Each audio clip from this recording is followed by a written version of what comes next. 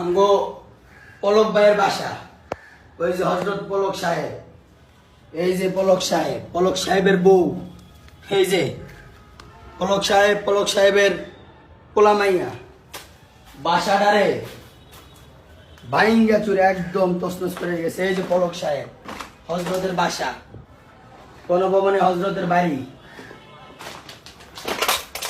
হজরত নেট বন্ধ করে দিছিলেন, একদম গড় তছনছ করে দিয়ে গেছে একদম। এই যে পলক সাহেব, চারোদিকে শুধু পলক আর পলক, দেশ ছেড়ে পালাইছে এই পলক। আর গড় খুব ভয়াবহ অবস্থা, বাসায় শুধু কাগজ পড়ে আছে আর কিচ্ছু নাই, সব লয়ে গেছে মানুষ।